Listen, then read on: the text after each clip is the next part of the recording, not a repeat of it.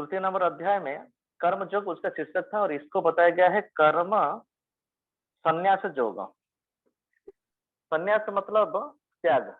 यहाँ पर कर्म करेंगे लेकिन कर्म का फल को त्याग करेंगे, इसलिए ये जो अध्याय है पंचम अध्याय में ये निष्काम कर्म योग के बारे में बताया गया है। इसको खाली आपको ये जो शब्द को आप थोड़ा ध्यान में रखेंगे। कर्म योग मतलब मुझे जो अच्छा लगता है उसको करूंगा, उसको भगवान को अर्पण करूंगा। उदाहरण स्वरूप मुझे गुलाब जामुन अच्छा लगता है, मैं गुलाब जामुन बनाऊंगा और भगवान को भोग लगाकर उसको खाऊंगा और दूसरे को दूंगा। कर्म, उसके बाद आ जाता है कर्म संन्यास। जो यहाँ पर जो शब्द है कर्म, ये वाला कर्म जो दो प्रकार का होता है, एक सकाम कर्म, एक निष्काम कर्म। किसी को गुलाब जामुन बनाना अच्छा लगता है और अच्छा लगने के बाद वो बनाने के बाद देखता है लोग प्रशंसा कर रहे हैं क्या, ये हो गया सकाम कर्म योग।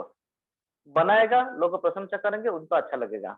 और एक एक होते हैं वो बनाते हैं और होने के बाद वो अच्छा हुआ या बुरा हुआ उनसे कुछ लेना देना नहीं है। भगवान का प्रीति के, भगवान का प्रसन्न करने के लिए वो बनाए। कभी कभी अच्छा हो सकता है, कभी कभी बिगड़ सकता है। वो जो उदाहरण हो गया वो निष्काम कर्म योग हो गया। तो ये जो पंचम नंबर अध्याय में एक कर्म योग है और कृष्ण भावना भावित कर्म है। उसमें जो फल होता है वो अच्छा भी हो सकता है, बुरा भी हो सकता है।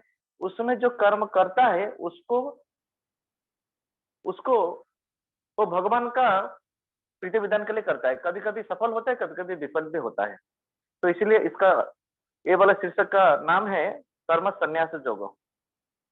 तो इसमें भी 29 श्लोक है।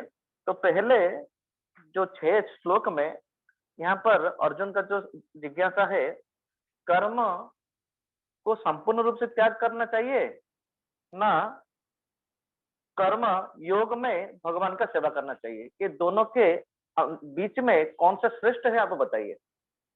तो यहाँ पर भगवान अपना वही प्रवचन में जो तुलसी अध्याय में बताए थे उसी को पुनरावृत्ति करते हैं। वो बोल रहे हैं कि कर्म योग भी श्रेष्ठ है, मतलब कृष्ण भावना भावित होकर कर्म करना है, और कर्म संन्यास भी, कर्म संन्यास भी श्रेष्ठ है। दोनों का मार्ग में भगवान प्रसन्न होते हैं। और बोल रहे हैं कि ये दोनों से कर्म योग सबसे श्रेष्ठ है, क्योंकि दो प्रकार का प्रथा होता है, एक सांख्य योग, एक कर्म योग। सांख्य योग जो है वो analytical study of the matter and spirit, मतलब हमको जड़ क्या है, चेतन क्या है, उसके बारे में ठीक ठीक निरूपण करना है। उसमें प्रभुपाद उदाहरण दिए हैं। ये जो सांख्य योग है, एक पेड़ का मूल को खोजना, कौन सा अंग में पेड़ का पानी देने से पूरा पेड़ का हर पत्ता हो गया, फल हो गया, फूल हो गया, सब में पुष्टि हो सकता है। तो संन्यास, हमारा जो सांख्य योग है वो पेड़ का जड़ को ढूंढना, तो वो मार्ग जो है कर्म संन्यास योग है। और पेड़ का जो मूल में पानी देना ये कर्म योग और भक्ति योग जैसा है। इसलिए भगवान बोल रहे हैं ये दोनों मार्ग में कर्म संन्यास, मतलब एक आदमी को जो पता चलेगा रे संसार नश्वर है तो यहाँ पर कर्म ही क्यों करना है, कुछ नहीं करेंगे, बैठेंगे, भगवान जो देंगे ऐसे, तो ये वाला करने से गलत उदाहरण प्रस्तुत हो जाता है। तो इसीलिए भगवान बोल रहे हैं कर्म योग करेंगे तो वो सबको सही उदाहरण प्रस्तुत होता है। जैसे जनक महाराज का उदाहरण दिए हैं।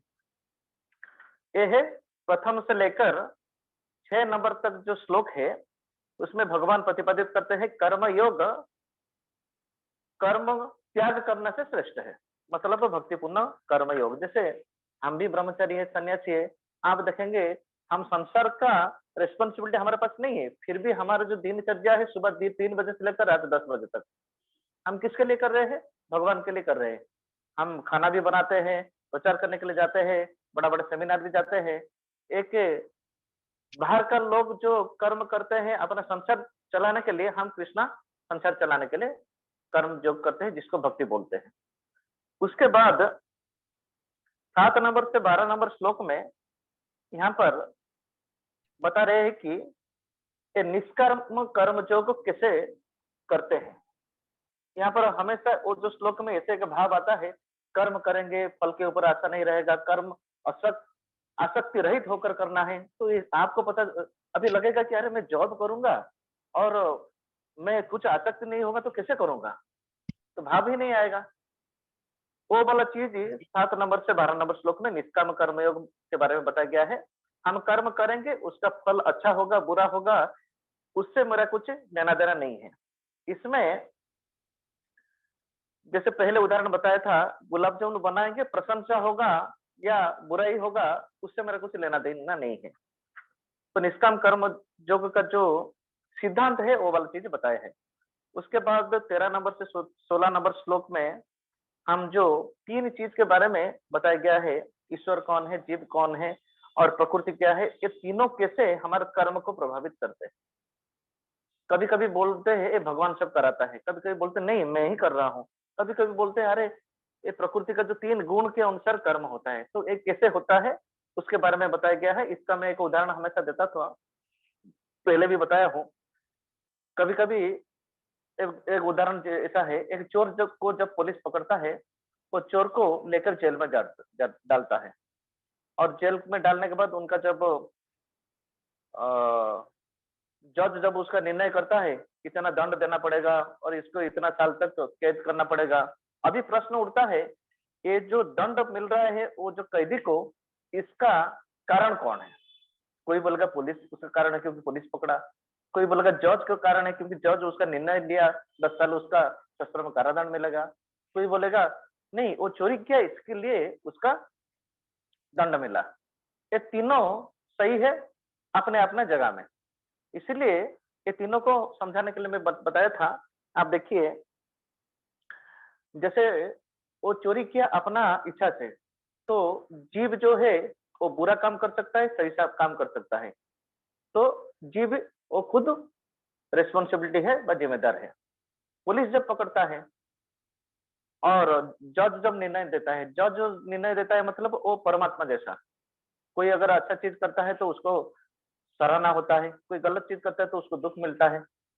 तो वो दृष्टि में देखेंगे तो जो जज है वो परमात्मा जैसे काम किए, पुलिस जो है वो प्रकृति जैसे काम करते हैं। कोई अगर तामसिक लोग है वो हमेशा गलत चीज करेगा, दारू पिएगा, किसी को पीटेगा, किसी का चोरी करेगा, किसी का हानि करेगा, क्योंकि उनका गुण तामसिक गुण है। कोई कोई बोलते हैं अरे वो तो वही गुण का लोग है, तो उस दृष्टि से देखेंगे तो प्रकृति उसका कारण हो जाता है। तो इसी प्रकार ये तीनों का जो हमारे कार्य करने में जो प्रभाव प्रभाव डालते हैं, ईश्वर जीव और प्रकृति, इसके बारे में निर्णय हुआ है 13 नंबर से 16 नंबर श्लोक तक। अभी जो निर्णय अभी चल रहा है श्रृंखला 17 से नंबर लेकर 26 नंबर श्लोक तक, यहाँ पर एक निष्काम कर्म योगी का लक्षण क्या होता है, कैसे हमको पता चलेगा ये निष्काम कर्म योगी है, उसके बारे में वर्णन है। 18 नंबर श्लोक से हम आगे बढ़ेंगे, इससे पहले 17 नंबर श्लोक थोड़ा सा देख लेते हैं, उसके बाद 18 नंबर चलेंगे। वहां पर बताया गया है तद्बुद्धयस्तत् आत्मनः तन्निष्ठा तत्परायणा गच्छन्ति अपुनरावृत्तिम ज्ञान निर्धूत कलमसा। तो यहाँ पर बता रहे हैं तद्बुद्धयः तत् आत्मनः तत्निष्ठा तत्परायणा। यहाँ पर बताते जब मनुष्य की बुद्धि मन श्रद्धा तथा चरण सब कुछ श्री भगवान में स्थिर हो जाता है, तभी वह पुनर्ज्ञान द्वारा समस्त कलमश से शुद्ध होता है और मुक्ति के पथ पर अग्रसर होता है। अभी क्योंकि हमारे यहाँ पर देखेंगे, यहाँ पर जो मत परायण जो अच्छी जो वाला शब्द है तत्परायण, जिन्होंने उनकी शरण ले रखी है। और एक श्लोक में भी भगवत गीता में है मत परायण, मतलब जो अगर ये मत परायण शब्द जो होता है, जैसे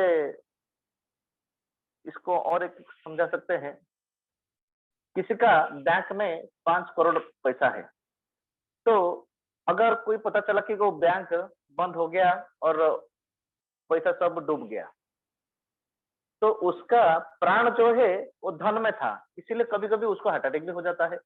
इसको बोलते हैं धनगत प्राण, उसका प्राण धन में है। इसी प्रकार मत परायण व तत्परायण, मत परायण में तो भगवान कृष्ण बोलते हैं जो मेरे प्रति उसका इंद्रिय मन बुद्धि से सेवा करता है वो हमेशा मेरे में रहता है, मैं उसमें रहता हूँ, ये मत परायण हो गया। और एक अच्छा नकारात्मक उदाहरण में समझ सकते हैं, कोई अगर युवक युवती अपना तरुण वयस में दिनों को प्रेम करते हैं, तो आप देखेंगे वो हमेशा उनके बारे में चिंता करता है। तो उसी प्रकार उसका प्राण उसमें रहता है। इस प्रकार ये बोले जब मनुष्य का बुद्धि, मन, श्रद्धा तथा शरण सब कुछ ही भगवान में स्थिर हो जाता है, तभी वह पुनर्ज्ञान द्वारा समस्त कल्मश से शुद्ध हो जाता है और मुक्ति के पथ पर अग्रसर होता है।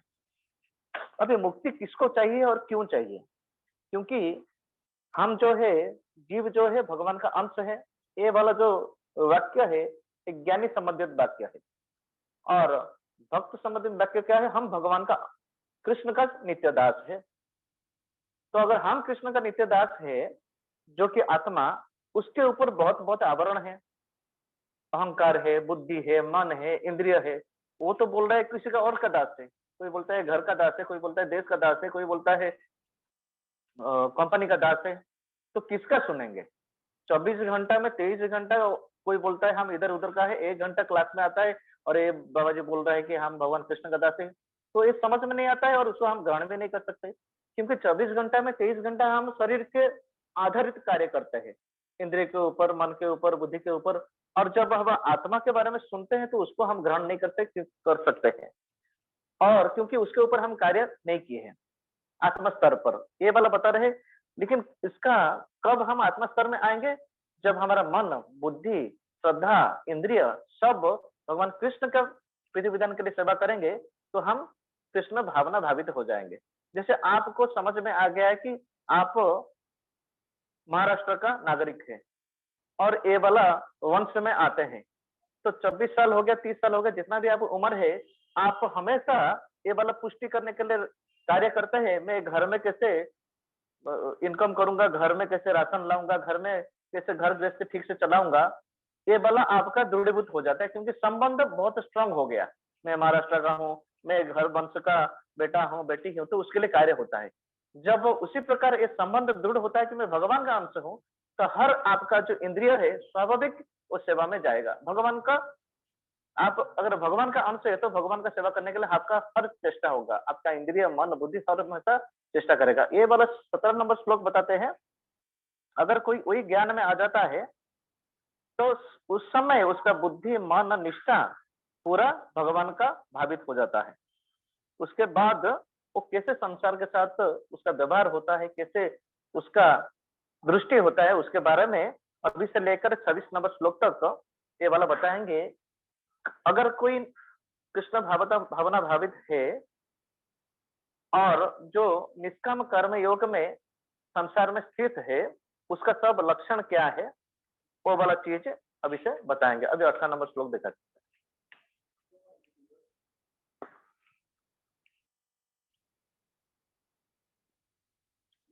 तो यहाँ पर ये जो श्लोक है, जो कृष्ण भावना भावित है और तत्व तो जानता है कि वो भगवान का अंश है, कृष्ण का नित्य दास है, और संसार की जो बहिरंग शक्ति में भौतिक जगत है, किसके साथ कैसे व्यवहार करना चाहिए, दृष्टि कैसे होना चाहिए, इसे यहाँ पर बताया गया है। विद्या विनय संपन्ने ब्राह्मणे गविहस्तिनी सुनी चैव स्वपाके च पंडिता समदर्शिना।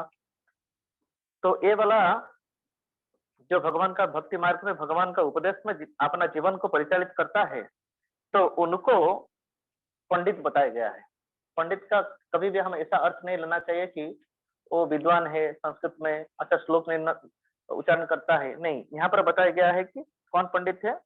विद्या विनय संपन्न ब्राह्मण गविहस्तिनी सुनीते स्वपाके च पंडिता समदर्शिना। वो जो समदर्शन करता है, किसको करता है? 4 यहाँ पर बताया गया है। विनम्र साधु पुरुष अपने वास्तविक ज्ञान के कारण एक विद्वान तथा विनीत ब्राह्मण, गाय, हस्ती, कुत्ता तथा चंडाल को समान दृष्टि समभाव से देखते हैं। अभी यहाँ पर बताया गया है, विनम्र साधु पुरुष अपने वास्तविक ज्ञान के कारण एक विद्वान तथा विनीत ब्राह्मण। हाँ, वास्तविक ज्ञान और अवास्तविक ज्ञान, उसके बारे में थोड़ा चर्चा करेंगे, उसके बाद प्रभुपाद का तात्पर्य में थोड़ा समझाएंगे। अभी ये जो वास्तव शब्द का अर्थ है, जो कि 3 काल में उसका सत्यता और उसका वास्तवता जारी रहता है। अतीत में भी वो वाला था, वर्तमान में भी है, भविष्य में है। प्रथम स्कंद का 2 श्लोक में भागवतम में बताया गया है, वेद्यम वास्तवम वस्तु शिवदम। वो बोल रहे हैं कि व्यासदेव जब भागवतम की रचना कर रहे हैं, वो बता रहे हैं कि मैं ये वाला भागवतम में जो वस्तु को निर्णय करना जा रहा हूँ और जिसके बारे में चर्चा करने के लिए जा रहा हूँ वो वास्तव वस्तु है। मतलब उसका वास्तवता समय का प्रभाव से नष्ट नहीं होगा। अभी हमको वास्तव नहीं बोलते, हमको अवास्तव बोलते हैं, रिलेटिव बोलते हैं। हमारे जितना भी ज्ञान कुटुंब का जो लोग है उनको भी रिलेटिव बोलते हैं। चाहे आपका रिश्तेदार वाला आए हैं क्या, रिलेटिव आए हैं घर में बोलते हैं। क्योंकि समय का प्रभाव में अपना अपना आयु के कारण सब स्मशान जाते हैं, इसलिए उनको रिलेटिव बोलते हैं, वो वास्तव नहीं है। हमारा दादाजी हो गए, परदादा हो गए, वो पहले शरीर रूप में थे लेकिन अभी वो नहीं है। इसीलिए यहाँ पर वास्तव वस्तु कौन है? भगवान कृष्ण है, भगवान का नित्य धाम है, भगवान के संसार भी वास्तव है लेकिन वो क्षणभंगुर है। अभी सृष्टि लीला चल रहा है इसलिए सब है, सृष्टि होने के बाद समाप्त हो जाएगा। तो इसलिए बोल रहे हैं ये वाला चीज, ये जो विद्या होता है, विद्या विनय संपन्न ब्राह्मण गम्य हस्तिनी सुनिचैव स्वपाकस्य पंडिता समदर्शिना। ये जो विद्या जो है ये वास्तव विद्या होना चाहिए।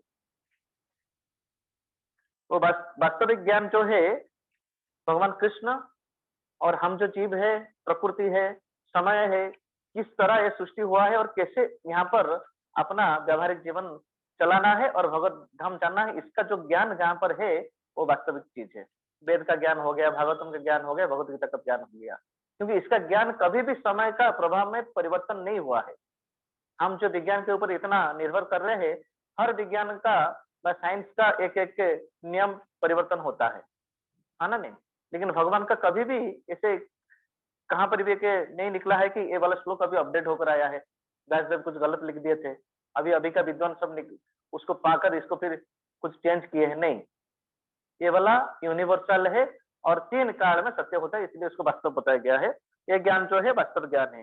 ये बताया गया है कि जिसका वास्तव ज्ञान हो जाता है, आत्मा और जड़ के बीच ही वो अंतर जान लेता है, वो कैसे उसका भाव होता है, समदर्शन होता है। वहां पर बताया गया है विद्वान ब्राह्मण को और गाय को, हाथी को, कुत्ते को और एक के चंडाल को समदृष्टि में देखता है। अभी ये तात्पर्य में प्रभुपाद बताए गए हैं। अभी समदृष्टि मतलब क्या है? अभी अगर देखेंगे कि हाथी एक है, कुत्ता है, ऐसे नहीं कि हाथी भी एक आत्मा है और मैं भी एक आत्मा हूँ, ऐसे हाथी को लेकर मैं आलिंगन करूंगा, ऐसे नहीं। आप देखिए, अगर 2 दृष्टि से हम देखेंगे, ये जो 5 व्यक्तित्व का नाम लिए हैं, इसका अगर आप स्थूल शरीर देखेंगे, सूक्ष्म शरीर देखेंगे, वो सब वही पंच महाभूत से बना हुआ है और मनोबुद्धि अहंकार से बना हुआ है। और ये सब के अंदर में जो आत्मा है उसका अगर डायमेंशन बा उसका जो आकार का निरूपण करेंगे, वो भी 10,000, हमारा केस का 10,000 भाग से एक भाग है। और उसके अंदर भी आत्मा परमात्मा रहता है। हर जीव के अंदर आत्मा परमात्मा है और स्थूल शरीर, सूक्ष्म शरीर, भूमि, आप, अनल, वायु, खम, मन, बुद्धि, ये 7 चीज से बना है, 8 चीज से बना है। तो ये दृष्टि से देखने से ये तो सब समान है। लेकिन यहाँ पर जो बोल रहे समान दृष्टि से, समभावना से देखना, मतलब ये अपने अपने कर्म के कारण अलग अलग शरीर उनको मिला है और इन हर शरीर में जीवन शक्ति आत्मा है जो कि सच्चिदानंद है और उनके साथ परमात्मा बहुत दयालु होकर उनके साथ है। और वो जो भी जोनि में जाते हैं, परमात्मा उनका कर्म का निरूपण कर अलग अलग शरीर देते हैं जब तक वो अपना धाम को नहीं आता। तो वो जो है वो समदृष्टि है। और इसका मतलब नहीं कि, एक उदाहरण प्रभुपाद हमेशा बताते हैं, ये वाला कक्षा जब एक गुरु जी दे रहे थे गुरुकुल में, वो बोले कि सबके अंदर भगवान विष्णु है, क्षीरोदय विष्णु हृदय में परमात्मा के रूप में नारायण रहते हैं। इसलिए हम भी हमारा अंदर भी नारायण है, गाय हाथी के अंदर भी नारायण है। तो जब शिष्य ये वाला सुना तो वो जा रहा था, वो देखा कि एक हाथी आ रहा है और उसके ऊपर जो उनका जो माउथ होता है वो उसको बता रहा था, चिल्ला रहा था, अरे आगे से हट जाओ, आगे से हट जाओ, हाथी पागल हो गया है, तुमको कुचल देगा। लेकिन अभी तो क्लास सुनकर आया है, वो बता रहा है कि अरे मैं तो नारायण हूँ, मेरे अंदर तो नारायण है, हाथी भी नारायण है, तो ये तो नारायण है, वो मुझे कैसे मार सकता है? तो ऐसे जा रहा था तो हाथी आकर एक उसको फुटबॉल जैसा किक मारा, वो खेती में गिर गया। तो उसके बाद सब शिष्य लोग ढूंढे, गुरु को ढूंढे, कहाँ पर वो शिष्य चला गया। जब उसको देखे कि वो खेती में अचेत होकर पड़ा है, उसको पानी फानी छींटा मारकर उठाए, क्या हुआ तुमको? ना ऐसे ऐसे आप तो बोले थे हाथी के अंदर भी परमात्मा है, मेरे अंदर भी परमात्मा है नारायण रूप से, और अभी मुझे वहां पर हाथी मार दिया, मैं इधर पर गिर गया। वो बोले कि हाथी नारायण आपको हाथी हाथी में तो नारायण है परमात्मा रूप में, उसके ऊपर जो माउंट है उसके अंदर भी नारायण था। वो जो बता रहा था पागल हो गया तुम, आगे रास्ते से निकल जाओ, आप उसको क्यों नहीं सुने? तो इसीलिए व्यावहारिक ज्ञान में आपको ऐसे नहीं समझना चाहिए कि हाथी के अंदर भी परमात्मा है, सांप के अंदर भी परमात्मा है, शेर के अंदर भी परमात्मा है, इसलिए आलिंगन करेंगे। वो चैतन्य महाप्रभु कर सकते हैं, जब झारखंड फॉरेस्ट में जा रहे थे और सबको कृष्ण भावनामृत कर कर वो हरे कृष्ण नामते नचा रहे थे। व्यावहारिक ज्ञान में हमको अलग होना चाहिए, और ये जो दृष्टिकोण होना चाहिए कि सब अपने अपने कर्म के कारण अलग अलग जोनि में है और सबके अंदर परमात्मा है, वो है समभाव से देखना सबको। उसके बाद अभी जो श्रृंखला चल रहा है, ये अध्याय का ये निष्काम कर्म योग का योगी का लक्षण बता रहे हैं। ये उसका भाव है और सबको उसी दृष्टि से देखता है, और उनको पता चलता है कि इनको भी कभी मनुष्य शरीर मिला था, वो शरीर का दुरुपयोग किए इसलिए पशु दुनिया में है। समझ रहे हैं ना? क्योंकि हम अभी वर्तमान को अगर नहीं सुधारेंगे तो भविष्य भी हमारा अंधकार हो जाएगा। इसीलिए हमेशा हमारा भगवत गीता का जो मार्ग होता है, हमको तमोगुण रजोगुण से ऊपर आकर सत्वगुण में स्थित होना चाहिए, जिसके कारण हमारा जो नेक्स्ट जो जीवन होगा वो तो मनुष्य शरीर हो सकता है। वो वाला चीज बताए हमेशा भगवत गीता का शिक्षा रहता है। अभी 19 नंबर श्लोक देखेंगे, 19 नंबर श्लोक को आएंगे।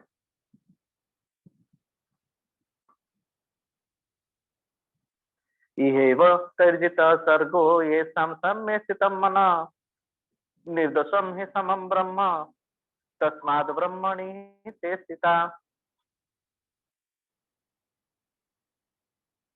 तो यहाँ पर बता रहे हैं इह एव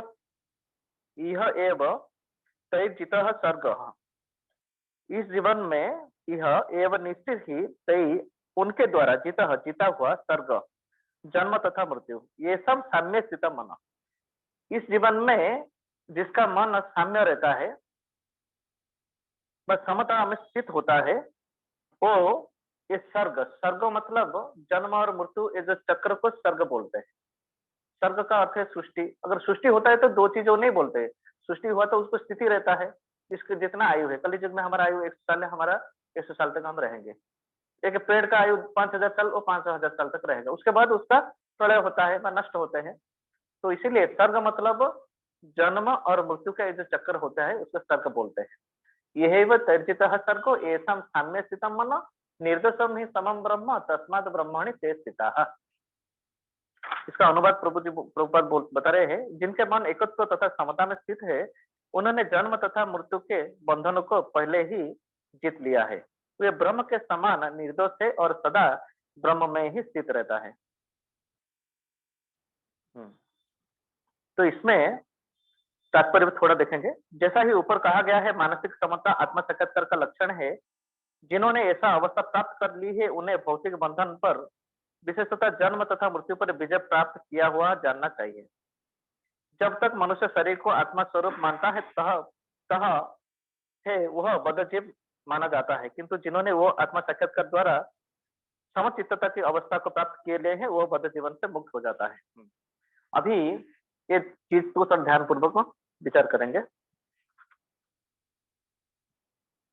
ये सब साम्य स्थित मन, जिसका मन स्थित में रहता है, साम्य स्थित में रहता है, वो जो है जन्म मृत्यु से बंधन से छुटकार पा जाता है।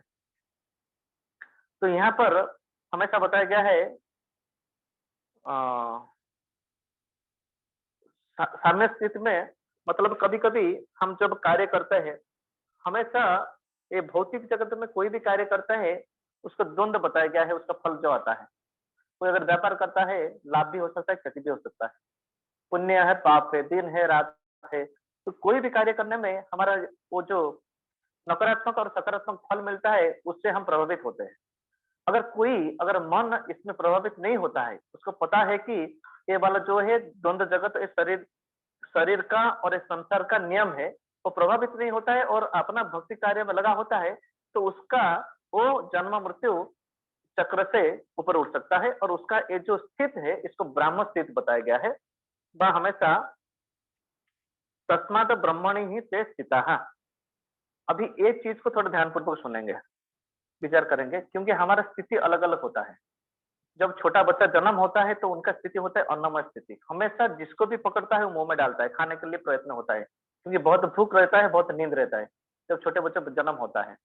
थोड़ा जब वो बढ़ता है, अन्नमय स्थिति, प्राणमय स्थिति और ज्ञानमय स्थिति, विज्ञानमय स्थिति, आनंदमय स्थिति, ये जो 5 स्थिति रहता है, जितना भी आयु बढ़ता है उसका जो आनंद पाने के लिए, सुख पाने के लिए जो संघर्ष होता है, जो ढूंढने का जो प्रवृत्ति होता है, वो उसका बढ़ बढ़कर कहाँ तक आता है, आत्मा में आनंद प्राप्त करने के लिए स्थिति को आता है। क्योंकि जब वो भौतिक स्तर में रहता है, वो देखता है मुझे अभी भूख लग रहा है, खा लो, आनंद मिल जाएगा। और कोई एक अच्छा चीज देखने के लिए इच्छा करता है, टीवी ऑन कर दो, आनंद मिल जाएगा। तो आनंद चीज जो है, इसको आनंद नहीं बोलते हैं। इसको, जो इंद्रिय तृप्ति होता है उसको आनंद नहीं बोलते हैं, क्योंकि ये वाला स्थिति में इंद्रिय जो है वो हमारा शुद्ध नहीं है। इसमें अगर हम आनंद ढूंढेंगे, प्रश्न उत्तर हम बाद में लेंगे।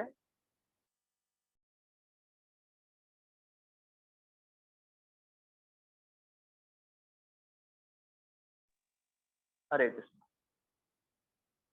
हरे कृष्ण, हरे कृष्ण। कोई बोल सकते हैं? मैं कहाँ कहाँ से आप नहीं सुन पाए, मेरा म्यूट हो गया था। हरे हरे कृष्णा। सुनाई दे रहा था गुरुजी, अभी जस्ट म्यूट हुआ जस्ट। अच्छा अच्छा, ठीक है। हरे कृष्णा गुरुजी। हाँ हाँ हाँ, सबको आप म्यूट कर दीजिए। इंद्रिय तृप्ति।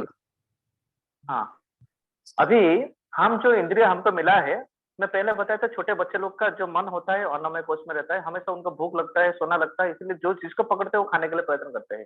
थोड़ा बड़ा होने के बाद उनका प्राणमय स्थिति में आता है। जैसे कोई स्कूल में पढ़ रहा है, हमेशा उनका अंदर इतना एनर्जेटिक रहता है, वो पढ़ाई कर कर बड़ा पहले होने चाहते हैं, कोई स्पोर्ट्स में पहला होना चाहता है, और उनका हमेशा एक प्रयत्न रहता है कि हम सुख, आनंद और इसको कैसे उपलब्धि करेंगे। और इसका जो अलग अलग स्तर होता है, अपना इंद्रियों को तृप्ति करने में कोई आनंद, खुशी होना चाहता है, उसके बाद कोई मन का स्तर में आनंद ढूंढना चाहता है, कोई बुद्धि का स्तर में आनंद ढूंढना चाहता है, कोई कोई नॉवल पढ़ते हैं, लिखते हैं, कोई कोई रिसर्च करते हैं। लेकिन इसका जो अवधि है, उसका जो सीमा है, वो भी बहुत लिमिटेड है। लेकिन जो आत्मा के स्तर में जो आनंद है, भगवान के सेवा में, भक्त लोग का सेवा में और नाम जप में, ग्रंथ अध्ययन में, भौतिक जगत में भी आनंद प्राप्त करने का जो मार्ग होता है, वो भी नॉवेल्स पढ़ते हैं, टीवी देखते हैं, अलग अलग चीज करते हैं, हम भी करते हैं। लेकिन यहाँ पर वस्तु जो है वो भगवान कृष्ण है, जो कि वास्तव वस्तु है। 3 काल में वो समान रहते हैं, और भगवान कृष्ण के साथ हम जब जुड़ते हैं, वो भगवान कृष्ण का बारे में पढ़ सकते हैं, उनके बारे में, उनके लिए कुकिंग कर सकते हैं, उनके लिए क्या अलग अलग यात्रा कर सकते हैं। जब विषय वस्तु भगवान कृष्ण है, हमारा कार्य भी वही है, लेकिन इससे हमारा सब इंद्रिय शोधन होता है। इंद्रिय का क्या बोलते हैं, our senses is get purified, हमारे इंद्रिय का शोधन होता है। बाहर दृष्टि से देखेंगे, अरे इस्कॉन का बाबा जी लोग तो, ब्रह्मचारी लोग तो वो भी पूरा छप्पन भोग खाते हैं, कुछ सेंस कंट्रोल नहीं है। लेकिन ये मार्ग जो है वो इंद्रिय का शोधन करने का मार्ग है। लेकिन प्रकारांत में अलग अलग जो मार्ग का है, जैसे हमारा मायावादी लोग हो गए हैं, कि ज्ञानी मार्ग में वो इंद्रियों को शोधन करने के लिए जो भी खाएंगे उसमें नमक भी नहीं डालेंगे। इसीलिए इंद्रियों को कभी भी हम दमन नहीं कर सकते, उसको कभी भी बंद नहीं कर सकते हैं। उसको कंट्रोल करने का और संयम करने का तरीका है, भगवान कृष्ण का सेवा में लगाइए। भगवान कृष्ण छप्पन भोग खाते हैं, तो भगवान का सेवा छप्पन भोग लगाने के बाद उसको हम आस्वादन करेंगे, उससे कुछ हमारा नुकसान नहीं होगा। ये वाला कौशल जो है वो भक्ति मार्ग का कौशल है, और भगवदगीता वो वाला सिखाते हैं। तो हमारा इंद्रिय जब शोधन नहीं हुआ है, प्यूरिफाइड नहीं हुआ है, उससे हम इंद्रिय तृप्ति करते हैं, ये एक डिजीज कंडीशन में हम इंद्रिय तृप्ति करने जैसा हो जाता है। जब हम भक्ति में जुड़ते हैं और हर इंद्रिय को भगवान का सेवा में लगाते हैं, तो हमारा इंद्रिय शुद्धता में आता है, क्या सही है क्या गलत है वो पहचान में आता है। हमको 2 दिन हुआ भूखा है, कुछ नहीं खाए, अगर भगवान को ये वाला भोग ऑफरिंग नहीं हुआ है तो उसको हम नहीं खाएंगे। इससे उसका क्या निश्चितता आता है, डिटर्मिनेशन आ जाता है अपना बुद्धि में। तो इसीलिए यहाँ पर बताया गया है, हाँ, जिसका साम्य स्थिति में रहता है, निर्दोष ही समम ब्रह्मम तस्मात् ब्रह्मणि ते स्थितः। यहाँ पर बताया गया, इस प्रकार जब जीव आसक्ति अथवा घृणा से रहित हो जाता है, तो वह भी निर्दोष बन जाता है और वैकुंठ जाने का अधिकारी हो जाता है। और एक आप देखेंगे, कभी भी हमारा भगवत गीता भागवतम में, क्योंकि भगवत गीता भागवतम हो गया, जितना भी पुराण हो गया, अलग अलग व्यक्ति को भगवान का चरण कमल में लाने के लिए ये वाला प्रयास होता है। तो इसीलिए कोई भगवत गीता पढ़ता है वो ज्ञानी भी हो सकता है, वो भक्त भी हो सकता है, वो कर्मी भी हो सकता है। इसीलिए कभी भी यहाँ पर अगर श्लोक में यहाँ पर है तस्माद ब्रह्मणि ते स्थितम, ये ब्रह्म शब्द जो है वो ज्ञानी शब्द है ना नहीं? तो इसीलिए हमको हमेशा जब ये आता है समम ब्रह्म तस्माद ब्रह्मणि, हमको समझना चाहिए कि ये ब्रह्म शब्द मतलब भगवान कृष्ण और ब्रह्म मतलब मैं भगवान का दास। ये है भक्ति का परिभाषा। क्योंकि यहाँ पर ये श्लोक को भक्त लोग भी पढ़ेंगे, ज्ञानी भी पढ़ेंगे, कर्मयोगी लोग पढ़ेंगे, अलग अलग लोग को भगवान को खींचने के लिए ये वाला सब व्यासदेव ने रचना किए हैं। तो यहाँ पर जब भी कोई किसका मन ये द्वंद्व जगत में प्रभावित नहीं होता है, वो उसका जो मन का स्थिति है उसको बोलते हैं वैकुंठ स्थिति व वासुदेव स्थिति। उन 3 गुण से ऊपर आ गया है, इसलिए वो जन्म मृत्यु से क्या परे जा सकता है। मतलब नरोत्तम दास ठाकुर एक भजन में लिखे हैं, देह स्मृति नाई जार किबा संसार बंधन तार, जिसका शरीर का स्मृति नहीं है भगवान का सेवा करने में और समय शरीर का परवाह नहीं करता है, तो उसका संसार बंधन ही कैसे आएगा? संसार बंधन आता है शरीर को जब जब आत्मा को शरीर मान देते हैं, जिसको देह आत्मा बुद्धि बोलते हैं, देह को आत्मा समझ लेते हैं, तो वो वाला चीज है। कभी कभी हम शरीर का स्थिति से ऊपर उठ जाते हैं, जैसे निर्जला में जब हम भगवान का एकादशी में पूरा जल अन्न नहीं लेकर बहुत नाम जप करते हैं, उस दिन हमको भूख ही नहीं लगता है। कभी कभी किसी का बेटी का विवाह होता है, वो 4-5 दिन उनका माता पिता भाई बहन बहुत काम करते हैं, उनको पता ही नहीं चलता है कि मैं खाना नहीं खाया वाला नहीं किया, वो 4-5 दिन वो शरीर के धरातल से ऊपर आ जाते हैं, इसलिए उनका भूख सोच भी नहीं लगता। इसलिए कभी अगर भक्त लोग सेवा करते हैं व भगवान का नीति नियम से गीता का उपदेश के अनुसार जीवन परिवारित करते हैं, वो शरीर का बंधन से ऊपर आ जाता है, जिसके कारण उनका जन्म मृत्यु बंधन में नहीं लगता है। और उसका लक्षण बता रहे हैं, कोई अगर बता रहे हैं कि ब्राह्मी स्थिति क्या है, संसार में आप है, आपको अगर कुछ प्रशंसा करेंगे, कोई अगर निंदा करेगा, आप तो कष्ट होगा। और आप कैसे बोल रहे हो? तो अगर किसी को प्रशंसा करते हैं, किसी का निंदा करते हैं, किसी का व्यापार में लाभ होता है, क्षति होता है, वो क्या व्यतीत नहीं होता है? वो क्या पत्थर थोड़ी है? ये तो पत्थर का उदाहरण दे रहे हैं। लेकिन यहाँ पर पत्थर तो उस पत्थर में तो कोई भाव नहीं होता है, लेकिन कभी कभी अगर कोई साधु पुरुष व कोई कोई अगर ऐसे स्थिति में रहते हैं गीता का ज्ञान में और भगवान का भक्ति करते हैं, जितना भी दुख कष्ट आते हैं उसको सहन करने का शक्ति अंदर से भगवान प्रदान करते हैं बुद्धि योग में। जैसे कभी कभी बोलते हैं अगर संसार करते हैं तो अगर विपद आता है पत्थर जैसा, उसको सहन करने का शक्ति कहाँ से आता है? पहले का लोग भगवान के विश्वास थे, इसलिए इतना सहन करने के लिए शक्ति था। अभी भगवान के ऊपर विश्वास नहीं है, इसलिए डर लगता है कि एक बच्चा से 2 हो जाएगा तो हाय हाय मैं क्या करूंगा। उड़िया में बोलते हैं ना, पत्थर पड़िले सही, घर करते पत्थर पड़ी तो सही। अगर कोई घर गृहस्थी करता है बहुत झंझट होता है, लेकिन उसको सहन करने के लिए शक्ति कहाँ पर होता है? अगर कोई भगवान का आश्रित होता है, सहन करने के लिए शक्ति होता है। वो आश्रय करने का विधि, ये नीति नियम को अगर हम जीवन में पालन करेंगे, वो सहन शक्ति का विधि भगवान हृदय से देते हैं। तो यहाँ पर एक एक लक्षण हम देखेंगे। यहाँ पर बता रहे हैं न प्रहृष्येत प्रियम प्राप्य न द्वेजेत प्राप्यम च प्रियम स्थिर बुद्धिर असम्मूढ़ ब्रह्मविद ब्रह्मणि स्थिता न प्रहृष्येत प्रियम प्राप्य। किसी का प्रिय वस्तु अगर प्राप्त हो जाता है, वो ऐसे हर्षित होकर पागल नहीं होना चाहिए। उसके बाद प्रकरण में बता रहे हैं न द्वेजेत प्राप्य च अप्रियम न उद्विजेत प्राप्य च अप्रियम। किसी का अगर अशुभ चीज मिलता है तो उसको प्राप्त करने कर वो उद्विग्न नहीं होना चाहिए। ये दोनों का उदाहरण में सबको पता है। जैसे कभी कभी पाकिस्तान इंडिया का अगर मैच होता है, कभी कभी हम देखते हैं वो मैच के बाद अगर भारत जीत गया है, कोई कोई इतना खुश होकर इसका हार्ट अटैक हो गया न्यूज़पेपर में आता है ना नहीं? कभी कभी इतना दुख हो जाता है कि वो टेलीविजन को तोड़ देता है। पहले का समय में जब हम देख रहे थे ऐसे 50 ओवर मैच सब ऐसे सब न्यूज आता था।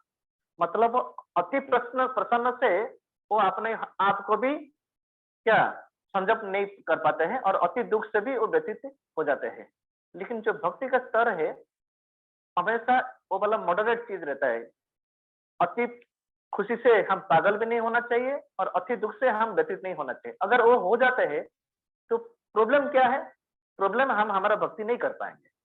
तो इसीलिए बोल रहे हैं न प्रहृष्यत प्रियम प्राप्यम, किसी का प्रिय चीज प्राप्त होने के बाद वो इतना प्रफुल्लित नहीं होना चाहिए कि जिसके कारण वो अपना अपना हर दिन का जो दिनचर्या नहीं कर पाएगा। न विजय प्राप्यम च अप्रियम, और अप्रिय प्राप्त होने के बाद इतना भी क्या वो दुखित नहीं होना चाहिए। स्थिर बुद्धि असमूढ़ ब्रह्मविद ब्रह्मणि स्थित, और उसका बुद्धि हमेशा स्थिर रहना चाहिए और होता है जो कि भगवान यहाँ पर जो है ब्रह्मविद ब्रह्मणि स्थितम, जो ब्रह्म को व भगवान कृष्ण को जानता है तत्व पूर्वक, और जो जीव भगवान का सेवा पूजा करता है और वो उसमें स्थित है, उसके लिए संसार उलट पुलट हो जाएगा तो उसका भक्ति का जो दिनचर्या है वो परिवर्तन नहीं होगा। नहीं तो वो तो व्यापार जैसा हो गया। अरे भगवान को प्रार्थना करेगा, कोई अगर परीक्षा देता है मुझे पास कर दो, अगर फेल हो जाएगा तो वो भक्ति छोड़ देगा। इसका एक उदाहरण में प्रभुपाद बताते हैं कि जब विश्व युद्ध हो रहा था, द्वितीय विश्व युद्ध, तब बहुत युद्ध में योगदान करने के लिए किसी का भाई, किसी का बेटा, किसी का पति, किसी का पुत्र सब जाते थे और सब माता जी लोग चर्च में बताते प्रार्थना करते थे हमारा सही सलामत में हमारा जो सब लौट आएंगे। लेकिन कोई नहीं, बहुत समय में वो नहीं आते थे, और जो भाव उनका यीशु कृष्ण के ऊपर था, प्रार्थना करते थे, लेकिन कोई अगर नहीं आता है तो वो संपूर्ण रूप से नास्तिक हो जाते थे। मैं प्रार्थना किया और वो वापस नहीं आए, ये वाला स्थिति नहीं होना चाहिए। तो जो निष्कर्म कर्म कर्म जो की है ये उनका लक्षण है। लाभ हो क्षति हो, मान हो अपमान हो, भगवान का भक्ति नहीं छोड़ेगा। इसका उदाहरण में प्रथम स्कंद आप अगर शुरू करेंगे 7वें अध्याय में आप देखेंगे हर विपद पांच पांडव के ऊपर आया था, द्रौपदी के ऊपर आया था और कुंती के ऊपर आया था। कभी भी वो कंप्लेन नहीं की, कभी भी ये शिकायत नहीं की है भगवान कृष्ण हम आपका इतना भक्ति कर रहे हैं, हमारे ऊपर इतना दुर्दशा क्यों है। हर दुर्दशा जितना प्रकार हो सकता है सब आया है। उनका धन अपहरण कर लिए, उनका राज्य अपहरण कर लिए, और स्त्री का अपमान हुआ, अग्नि में दहा करने के लिए प्रयत्न किए, विष देकर उनको मारने के लिए प्रयत्न हुआ, कभी भी वो भक्ति नहीं छोड़े। तो ये वाला कौन सा स्थिति है? ये वाला स्थिति जो है ब्रह्म स्थिति व 3 गुण से ऊपर का स्थिति व भगवान का हम दास है, वो वाला स्थिति। ज्ञानी शब्द में ब्रह्मविद मतलब जो जानते हैं कि भगवान कौन है, ये ब्रह्म क्या है, और वो भाव में अपना और भगवान का जो संबंध में वो स्थित। ये वाला तो सब नश्वर है, लेकिन हम और भगवान का जो संबंध है, हम भगवान का नित्य दास है, ये स्थिति में हमेशा अगर रहेंगे तो ये जो द्वंद्व जगत का ये जो द्वंद्व हमको प्रभावित नहीं कर पाएंगे। इसलिए ये वाला शक्ति से हमको संसार में रहने के लिए, ये भाव से हमारा संसार में रहने के लिए शक्ति आता है। अगर ये भाव नहीं होता है तो कभी अगर विपद आ जाता है, उसका सम्मुखीन होने के लिए जो शक्ति नहीं मिलता है तो हम अलग अलग चीज करते हैं। कोई तामसिक लोग होते हैं तो वो सुसाइड कर देता है, नहीं तो दारू पीता है, कुछ नशा करेंगे तो सुसाइड कर देंगे, तो ये झंझट से मुक्ति हो जाएंगे। नहीं, हमको उसको सम्मुखीन करना है। कैसे करेंगे? भगवान का आश्रय लेकर ऐसे करना चाहिए। उसके बाद बोल रहे हैं 21 नंबर श्लोक में,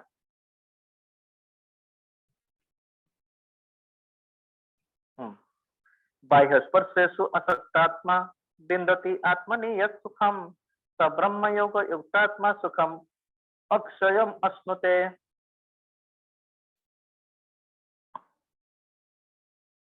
बाह्य स्पर्शेषु, अभी जब पहले हम बताए जितना हमारा उम्र बढ़ता है हम सुख प्राप्त करने के लिए अलग अलग चेष्टा करते हैं। कोई इंद्रिय जनित सुख प्राप्त करने के लिए चेष्टा करता है, कोई मन का स्तर पर सुख प्राप्त करने के लिए चेष्टा करता है, कोई बुद्धि का स्तर पर प्राप्त करने के लिए चेष्टा करता है।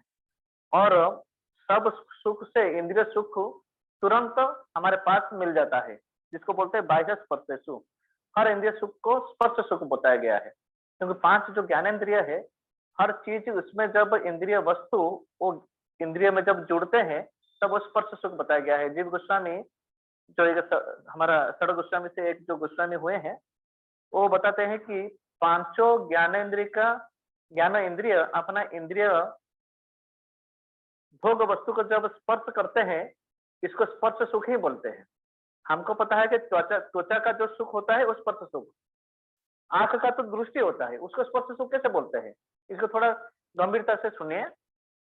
मतलब आंख का दृश्य हो गया, जो छवि हमारा आंख में पड़ता है वो भी आंख में स्पर्श करता है, इसलिए उसको स्पर्श सुख बोलते हैं। कोई अगर शब्द कान में आता है तो कान को वो शब्द वायु के माध्यम से स्पर्श करता है, इसलिए उसको स्पर्श सुख बोलते हैं। और हमारा हवा में किसी अगर पकवान बनता है, उसका गंध हमारा नाक तक आकर स्पर्श होता है, इसलिए उसको भी स्पर्श सुख बोलते हैं। इसीलिए हर 5 इंद्रिय का जो सुख है उसको स्पर्श सुख बोलते हैं, इसलिए उसको बोल रहे हैं बाह्य स्पर्श सुख। उसके बाद बताया गया है असक्त आत्मा अनासक्त पुरुष से विंदंती भोग भोग करता है आत्मनि। अगर कोई अगर ये जो बाह्य उसका अनुवाद पढ़ते हैं, ऐसा मुक्त पुरुष भौतिक इंद्रिय सुख की ओर आकृष्ट नहीं होता है, अपितु सदैव समाधि में रहकर अपने अंतर में आनंद का अनुभव करता है। इस प्रकार स्वरूप सिद्ध व्यक्ति परम ब्रह्म के एकाग्र चित्त होने के कारण असीम सुख भोगता है। जब ये वाला जो अनुवाद हुआ है, कभी भी जब शब्द आता है परम ब्रह्म, आपको जानना चाहिए ये कृष्ण के बारे में बताया गया है। और जब बताते हैं कि स्वरूप सिद्धि, स्वरूप मतलब मैं भगवान का दास हूं और मेरा भगवान के प्रति भक्ति करना ये मेरा कर्तव्य है। मतलब मेरा इंद्रिय भगवान का इंद्रिय को सुख देना है। अभी यहाँ पर बता रहे हैं कि वो बाह्य सुख को नहीं करता है, लेकिन अपना अंदर में अपने अंतर में आनंद का अनुभव करता है।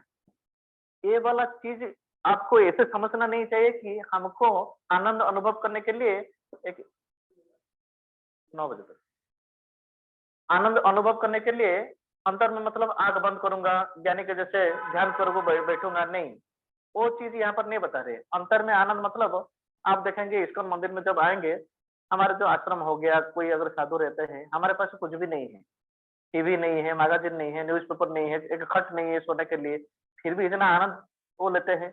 और आपके पास तो सब है, फिर भी हमारे बात सुनते हैं।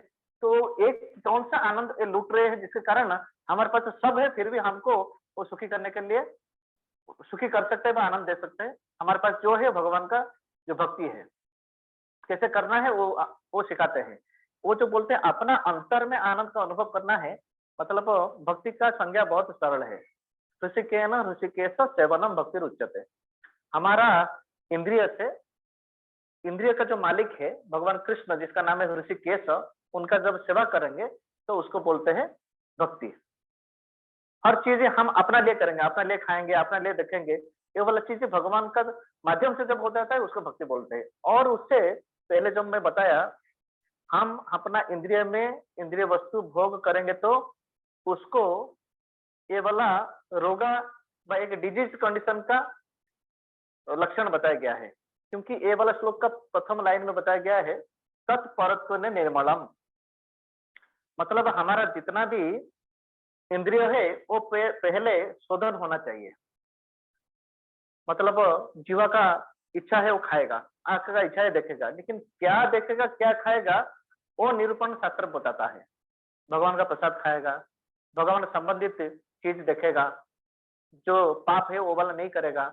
वो अगर करता है तो इंद्रिय शोधन होता है। तत्परत्व ने निर्मलम, अगर ये सब इंद्रिय शोधन हो जाता है, उसके बाद वो इंद्रिय से भगवान का सेवा करता है, तो वो जो स्थिति है वो स्वस्थ शरीर का स्थिति है। अगर हम इंद्रिय शोधन नहीं कर हम जो इच्छा तो खाएंगे, देखेंगे, घूमेंगे, तो वो वाला एक के अगर कोई डिजीज पर्सन है, उसका एक किसी को बुखार हुआ है, टाइफाइड हुआ है, उसको अगर आप पुलाव कड़ी पकौड़ा देंगे तो वो उसके लिए हानिकारक है। इसलिए हमको इंद्रिय तृप्ति हम नहीं कर सकते, लेकिन भगवान का इंद्रिय को अगर हम सेवा देंगे, हम ऑटोमेटिक हमारा इंद्रिय तृप्ति हो सकता है। ज्ञानी जैसा हम बिना नमक का नहीं खाएंगे, भगवान को भी आप भोग लगाइए, छप्पन भोग, उसको भी खाइए। भगवान का धाम को घूमने के लिए जाइए, उनके लिए बड़ा बड़ा यात्रा कीजिए, घर में अपना 40-50 पड़ोसी को बुलाकर कीर्तन कीजिए, उनको भी पकवान खिलाइए। हर उत्सव को भगवान केंद्र में रखकर आप कर सकते हैं। पहले ये वाला हो रहा था, एक विवाह मतलब वहां पर पंडित जी आकर मंत्र उच्चारण करते थे और वो जो भोग लगता था भगवान नारायण को, लक्ष्मी को, वो उसको परोसा जाता था। लेकिन पहले वो घी में बना हुए थे, कांदा लहसुन नहीं था। अभी वो कांदा लहसुन भी आ गया, आश्चर्य की जो सब चिकन मटन वो भी सब आ गया। किसका जन्म होता था, कोई बेटा या बेटी, उसके लिए भी सत्यनारायण पूजा हो रहा था। हर हमारा जो संस्कार होता है घर में, हर संस्कार में ब्राह्मण आते हैं, मंत्रोच्चारण करते हैं। वो हर संस्कार जो है वो भगवान केंद्र में होना चाहिए। अभी भी इस्कॉन में ये वाला सब हम अभी शुरू कर रहे हैं। किसी का जन्मदिन हो गया, मैरिज एनिवर्सरी हो गया, व्रतोपनयन हो गया, इसको भी आप भगवान भावित कर सकते हैं। अच्छा, वो प्रसाद खिला सकते हैं, नृत्य कर सकते हैं, कीर्तन कर सकते हैं, छोटा प्रवचन रख सकते हैं। वो जो संस्कार का अ, अ, वैज्ञानिक कारण क्या है, हम क्यों व्रतोपनयन करते हैं, क्यों नामकरण संस्कार करते हैं, क्यों स्वादभक्षण संस्कार, मतलब किसी का माँ का गर्भ में अगर कोई पुत्र व कन्या संतान है, उसको भगवान का प्रसाद देते हैं, जिसको बोलते हैं स्वादभक्षण संस्कार। उसको उड़िया में अभी बोलते हैं, अरे उनका घर को सादा गया है। सादा नहीं, वो स्वादभक्षण संस्कार मतलब बच्चे में जो पेट में जो बेटा बेटी रहते हैं, उनका अगर हम भगवान कृष्ण का प्रसाद देंगे, वो भी जब वो भूमिष्ठ होंगे तो उनको भी प्रसाद खाने का उनका क्या भाव रहेगा। ये सब 10 विधि संस्कार रहता है। कोई अगर शरीर छोड़ते हैं तो अंत्येष्टि संस्कार उसको बनाते हैं, उनका आत्मा का कैसे कैसे कल्याण होगा व उन्नत गति को मिलेगा, वो वाला चीज यहाँ पर बता रहे हैं। बाह्य स्पर्श स्व असक्त आत्मा है, विंदत्य आत्मने यत् सुखम स ब्रह्म योग युक्ताय सुखम अक्षम अश्नुते हैं। यहाँ पर एक श्लोक में एक आचार्य का अनुभव यहाँ पर बताया गया है। यमुनाचार्य वो पहले राजा थे, उसके बाद एक आचार्य बने हैं। वो अपना जीवन के बारे में बता रही, वो बता रहे हैं कि जब मैं भगवान कृष्ण का, राधा रानी का सेवा करता हूँ तो ये वाला सेवा में मुझे बहुत आनंद मिलता है। और उस समय अगर कोई मेरा एक स्मरण आता है, किसी स्त्री का संग करने का ऐसे विचार अगर मन में आता है, तो वो विचार के ऊपर मैं थूकता हूँ, ऐसे वो बोलते हैं। क्योंकि वो राजा होने के कारण पहले का जमाना में एक राजा बहुत पत्नी ग्रहण करते थे। क्योंकि पहले का जमाना में बहुत जो एक तो स्त्री का जो जन्म हार होता है, रेट होता है, वो कम रहता है, पुरुष का ज्यादा रहता है। और बहुत गुरुकुल में पढ़ने के समय में वो ब्रह्मचारी से डायरेक्ट संन्यास हो जाते थे। लेकिन इसीलिए बहुत क्षत्रिय बहुत पत्नी बहुपत्नी ग्रहण करते थे। वो बोल रहे हैं कि जब मैं भगवान कृष्ण का सेवा करने के समय में अलग अलग आनंद का अनुभव करता हूँ, ये जो गलत जो भावना जब मेरे मस्तिष्क में आता है, वो भावना के ऊपर मैं थूकता हूँ। इसीलिए अभी हमको कृत्रिम रूप से आर्टिफिशियल रूप से हमारा इंद्रिय दमन नहीं करना चाहिए। यहाँ पर जब हम भगवान परमात्मा पर भगवान परम पुरुष कृष्ण को अगर जब हम सेवा देंगे, उनको अच्छा पकवान खिलाएंगे, उनके सामने नृत्य करेंगे, जितना भी भक्ति का अंग करेंगे, हर इंद्रिय से उनका इंद्रिय को सुख देने के लिए प्रयत्न करेंगे, उससे जो हमको आनंद मिलता है वो बाह्य बाह्य इंद्रियों को सुख को नाकार करने के लिए सक्षम है। जैसे अभी का जमाना में कभी अब हम अगर प्रसाद का आनंद हमको मिला है तो हमारा नॉनवेज छूट जाता है। कभी हमारा विग्रह के सामने आकर नृत्य करने का आनंद मिलता है तो हम डीजे पार्टी में या बार में जाकर हम नृत्य करने का वो वाला प्रवृत्ति खत्म हो जाता है। हम भी संसार में ये वाला आनंद लूटते हैं, लेकिन भौतिक बातें जैसे लूटते हैं उससे जैसा नहीं। वो करेंगे तो वो उनका कर्म बंधन मिलता है। लेकिन हम जब भगवान के सामने नृत्य करते हैं, भगवान का प्रसाद खाते हैं, ये वाला सब करते हैं, हमारा कर्म बंधन नहीं होता है। कार्य दोनों का समान है लेकिन फल अलग अलग रहता है। तो इसलिए अगर कोई भक्ति में जुड़ता है तो इंद्रिय सुख व गलत चीज उससे उस गलत चीज को क्या बंद करने का अलग से प्रयत्न करना नहीं पड़ता है। गलत चीज उससे छूटकर चला जाता है।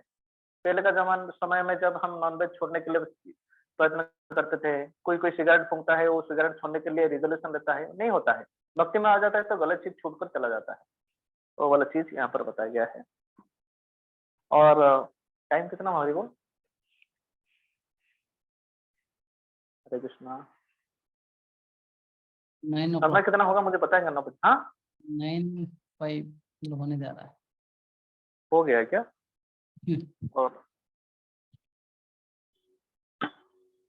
और ठीक है, ये 22 नंबर श्लोक से नेक्स्ट टाइम मैं करूंगा। ठीक है, इतना में रखेंगे। किसी अगर कुछ प्रश्न है तो पूछ सकते हैं। हरे कृष्णा। आप अनम्यूट कर सकते हैं सबको, किसी का अगर प्रश्न है तो पूछ सकते हैं। किसी को कोई प्रश्न है आप लोग पूछ सकते हैं।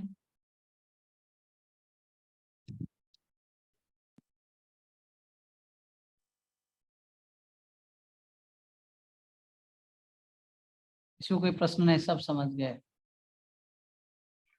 जितना हमारा संबंध ज्ञान दृढ़ीभूत होगा भक्ति का अंग पालन करने में, उतना हमारा जो कर्म करते हैं ना, वो आपका अनजाने में वो कर्म कर्म जोग भी नहीं होगा, वो कर्म पूरा भक्ति हो जाएगा। आपको कभी भी ऐसे समझना नहीं चाहिए भक्ति जोग मतलब वो कुछ अलग चीज है। भक्ति जोग में भी कोई कुकिंग करेगा, कोई पढ़ाने के लिए जाएगा घर स्कूल को, कोई नौकरी करेगा, लेकिन हर चीज भक्ति हो जाता है, क्योंकि इसमें आपका हृदय में ये दृढ़ीभूत हो जाता है कि मैं जो कर रहा हूँ भगवान कृष्ण के लिए कर रहा हूँ। पहले जब आप भगवत गीता नहीं पढ़े थे, माला नहीं कर रहे थे, हर चीज मैं आपके लिए कर रहे थे, अपना बेटा के लिए कर रहे थे, अपना बेटी के लिए कर रहे थे, अपना पत्नी पति के लिए कर रहे थे। लेकिन आप जब जब से माला शुरू किए, आपका हर चीज जो है वो योग हो जाता है आपका अनजाने में। भक्ति योग ऐसे नहीं कि वो खाली हृदय में करेंगे, हाँ भगवान भाव रही है मैं भाव में दे देता हूँ, कुकिंग करके देता हूँ खाएंगे, नहीं, परिश्रम करना पड़ेगा। जैसे जसोदा उनको बांधने के लिए पूरा परिश्रम किए थे, उसी प्रकार भक्ति के लिए भक्ति मतलब नहीं कि ये भावुकता है, भक्ति मतलब एक प्रेम पूर्ण सेवा है, इसमें आपका हृदय पहले रहता है, उसके बाद सब इंद्रिय लग जाते हैं, वो वाला चीज है। तो भक्ति जो भी करता है, कर्म भी जो करता है, ज्ञान मार्ग में जो जाता है, कर्म योग में इंद्रिय प्रधान होता है, लेकिन भक्ति योग में अपना हृदय में जो दृढ़ीभूत होता है ना, नहीं प्रभुपाद बताया है, गुरु बताया है, वैष्णव लोग बताया है, मुझे ऐसा करना है, ये भाव हृदय में प्रबल रहता है। उसके कारण आपका इच्छा नहीं हो एकादशी में आप अन्न नहीं खाएंगे, मतलब आपका हृदय पहले लीडिंग ले लिया। आपको भूख लग रहा है फिर भी आप कर देते हैं, इसमें आपका इंद्रिय बोल रहा होगा अरे तू खा ले इतना क्विक हो जाएगा, सेंसलेस हो जाएगा, फिर भी आप नहीं करेंगे। वो उसका जो मांग को आप ठुकरा कर आपका जो कन्विक्शन जो है हृदय में, प्रभुपाद का जो मार्ग उसके ऊपर आप चलेंगे तो वो भक्ति हो जाता है। ठीक है माता जी पूछिए पूछिए, कविता यादव माता। प्रभु जी हाथ उठाए। आवाज आ रहा है प्रभु जी? हाँ आ रहा है। हाँ प्रभु जी, एक ही पूछना था कि हम जब सत्संग सुनते हैं तब माला करनी चाहिए कि सिर्फ सत्संग ही सुनना चाहिए, यानी सत्संग सुनते सुनते जप करना चाहिए कि नहीं? सत्संग मतलब सुनने के समय में जप करना चाहिए। हाँ, चाहिए कि नहीं चाहिए, यानी जप करना चाहिए कि नहीं चाहिए? क्योंकि करेंगे तो सत्संग अच्छा है। सुनते सुनिए, मैं एक महाराज जी का एक बात बताता था, पर मुझे राधा गोविंद महाराज जी इसी के ऊपर 26 सितंबर में एक चीज बताए थे उनका कैलेंडर में। अगर हम सत्संग सुनते हैं तो सत्संग सुनेंगे, अगर हम जप करते हैं तो हम जप भी ठीक से नहीं कर पाएंगे, सत्संग भी ठीक से नहीं सुन पाएंगे, इसलिए वो दोनों का अवमानना हो जाता है। अगर हम बाद में कर सकते हैं तो अच्छा है, अगर दोनों आप कर सकते हैं वो बहुत उच्च स्तर है। एक समय में हम सुन सकते हैं, बोल सकते हैं, स्मरण कर सकते हैं, श्रवण कीर्तन स्मरण तीनों कर सकते हैं। कभी कभी हम खाली सुन सकते हैं, बोल नहीं सकते हैं, कभी बोलते हैं कभी सुन नहीं सकते, तो इसीलिए वो दोनों का अपमान हो जाता है। प्राथमिक स्तर पर जब अलग समय में करेंगे, प्रवचन अलग समय में करेंगे। प्रवचन जो होता है वो आपको भक्ति करने का एक मार्ग देता है, क्योंकि जो बोलते हैं उनका कन्विक्शन, उनका ये मार्ग के प्रति आस्था और उनका इतना विश्वास और तपबल और दूसरे को इंड्यूस होता है। एक शराबी जब दूसरे को बोलता है अरे एक डोग मार लो, एक डोग मारकर वो दूसरे को भी शराबी बना देता है। और इस्कॉन का बाबा जी लोग का प्रवचन सुनेंगे तो वो एक एक प्रवचन में उनका हो जाता है भक्ति, क्योंकि वो अपना जीवन में उतार है 10,000 साल, 10 साल 15 साल किसी का भजन है, वो दूसरे को कन्विक्स कर सकते हैं। और कुछ सत्य ही नहीं है, हजारों हजार जो हम सुने हैं, इतना ट्रांसपेरेंट फिलोसफी कहाँ पर नहीं है। ठीक है, हरे कृष्ण प्रभु। अरे